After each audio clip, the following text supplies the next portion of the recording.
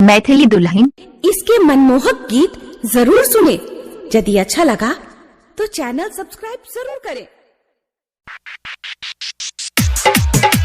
पूजिया से करा तूने बोला, ज्योतिया से करा तूने बाबा।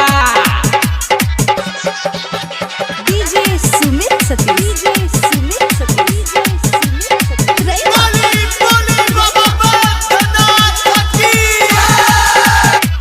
पूजिया से करा तूने लागल देवा घर में भीड़ पारियो, आयलो भोला अही के दुआरियो, आयलो भोला अही के दुआरियो। लागल देवा घर में भीड़ पारियो, आयलो बाबा अही के दुआरियो। लागल देवा घर में भीड़ पारियो, आयलो भोला अही के दुआरियो। विनती करै छियो बाबा, विनती करै छियो भोला, असरा पूरा तूने राजुआ के बिया, राजुआ के बिया छौड़ी रनिया से करा तूने।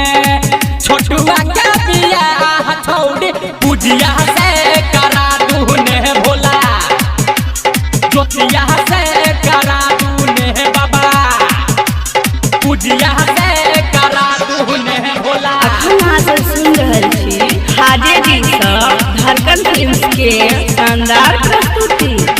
डीजे सत्यम मदना बाजार। करा तूने भोला, ज्योतिया से करा तूने बाबा। जानू से ज्यादा करे प्यारियो, अही लगा पूजो धारियो। हेते नहीं बिया हो त भोला, भजते जिंदगी जिहानियो, भजते जिंदगी जिहानियो। जनता दादा करे प्यारियो, ओही लगा बुझो घारियो।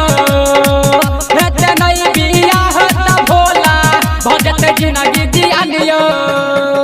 दिहियो ने ध्यान यो भोला, दिहियो ने ध्यान यो बाबा, नजर नहीं हटाबू ने विक्रम के बिया, सुमना के बिया छौड़ी छोटिया से करा तूने। विक्रम के बिया छौड़ी ज्योतिया से करा तूने बाबा, ज्योतिया से करा तूने बाबा, पूजिया से करा तूने भोला। डीजे सत्यम मदना बाजार।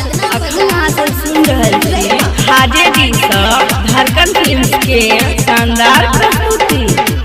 पूजिया से करा तूने भोला, ज्योतिया से करा तूने बाबा। खोलू ने अपन नयनियो, दियो ने भोला दर्शनियो। सुल्तानगंज से जलो उठा कर एलो अही के सरहनियो, एलो अही के सरहनियो। खोलू ने अपन नयनियो, दियो ने भोला दर्शनियो। सुल्तानगंज से जलो उठा कर एलो अही के सरहनियो।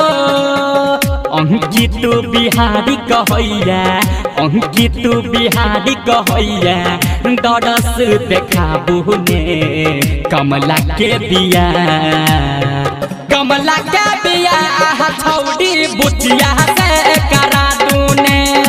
सरवन के बिया छौड़ी गणितिया से करा तूने बाबा।